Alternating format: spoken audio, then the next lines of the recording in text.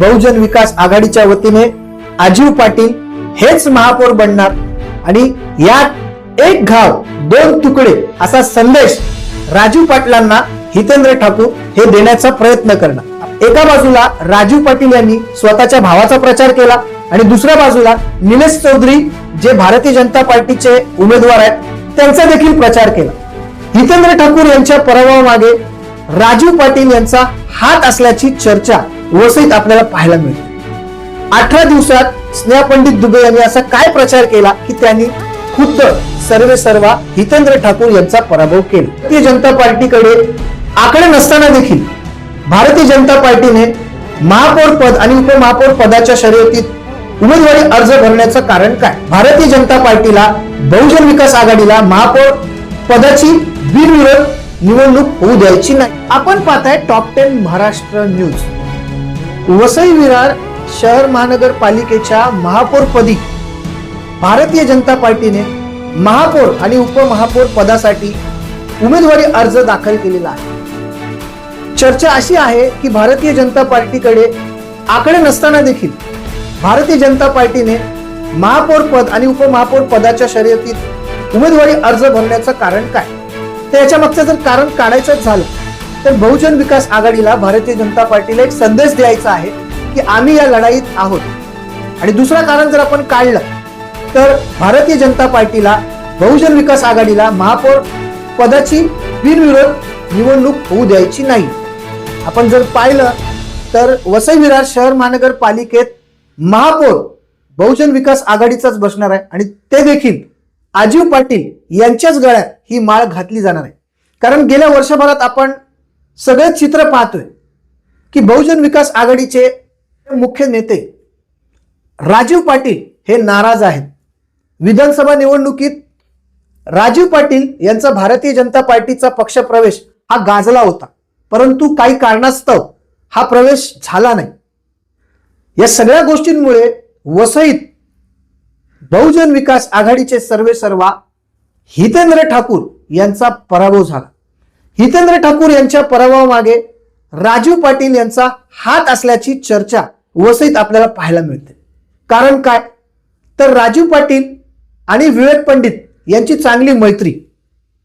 18 दिवसात स्नेहा पंडित दुबे यांनी असा काय प्रचार केला की त्यांनी खुद्द सर्वेसर्वा हितेंद्र ठाकूर यांचा पराभव केला। या सगळ्या गोष्टी जरी खऱ्या असल्या तरी हितेंद्र ठाकूर आता जागे झालेले आहेत। त्यांना या सगळ्या गोष्टींची मागची कारणं कळलेली आहेत। या सगळ्या माध्यमातून हितेंद्र ठाकूर यांना पुन्हा वसई विधानसभा, नालासोपारा विधानसभा आणि बोईसर विधानसभा जिंकायची आहे आणि त्या दिशेने हितेंद्र ठाकूर यांची वाटचाल सुरू आहे। यावेळेला हितेंद्र ठाकूरांसमोर भारतीय जनता पार्टीचं तगडं आव्हान आहे। कारण भारतीय जनता पार्टीकडे देखील 44 इतका आकडा आहे। याचा अर्थ बहुजन विकास आघाडी आपली मनमानी करू शकत नाही। प्रत्येक गोष्टीत भारतीय जनता पार्टी ही थेट आव्हान देणार आहे। दुसरीकडे आपण जर पाहिलं तर ही निवडणूक गुप्त प्रकारे होणार आहे की थेट निवडणूक होणार आहे?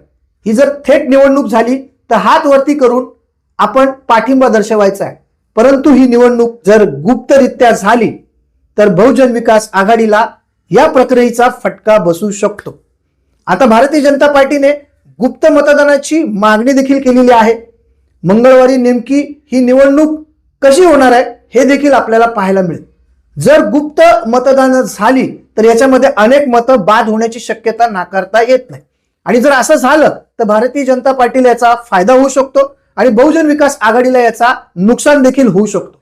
हितेंद्र ठाकूर यांच्या उपस्थितीत अशी कोणती गोष्ट घडेल असं मला वाटत नाही, परंतु बहुजन विकास आघाडीला ही लढाई आता सोपी नाहीये।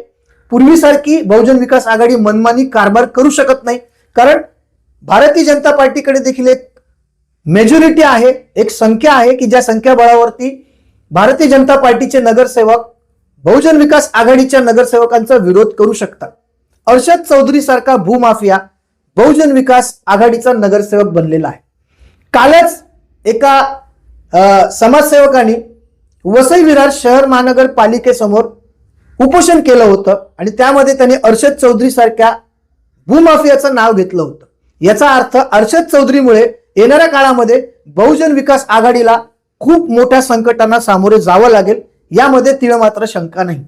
आता अर्षद चौधरीची संपूर्ण माहिती हितेंद्र ठाकूरांना होती की नव्हती हे सगळं तपासाच्या गोष्टी आहेत आणि हे विश्लेषणाच्या गोष्टी आहेत. याचं विश्लेषण खुद्द हितेंद्र ठाकूर यांनी केलं पाहिजे.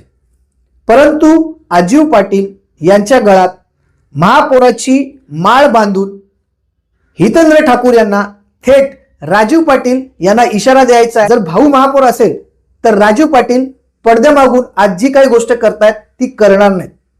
आता राजीव पाटलांची याच्यामध्ये काय भूमिका असणार हे देखील पाहण्यासारखं ठरेल.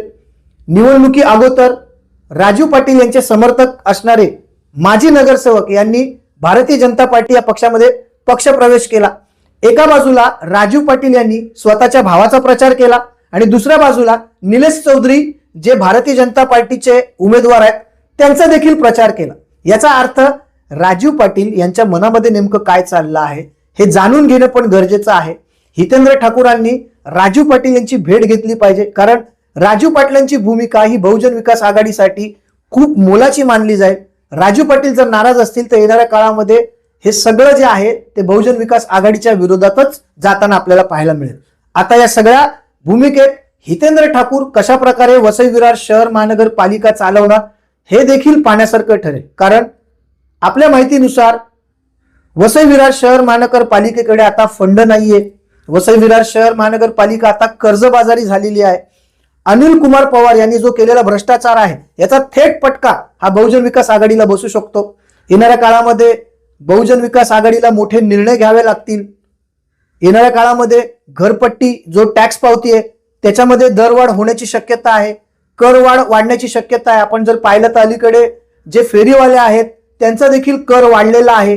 लोकांच्या आक्रोशाला बहुजन विकास आघाडीला सामोरे जावं लागणार आहे.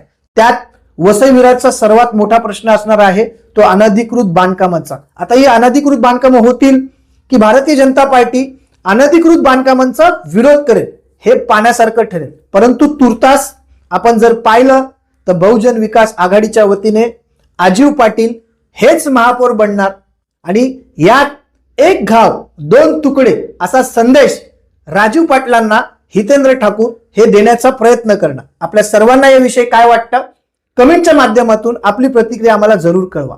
चॅनलवर जर नवीन असाल तर कृपया करून टॉप 10 महाराष्ट्र न्यूज चॅनलला लाईक, सबस्क्राईब आणि शेअर करायला विसरू नका. Top 10 Maharashtra news Vasai Virar.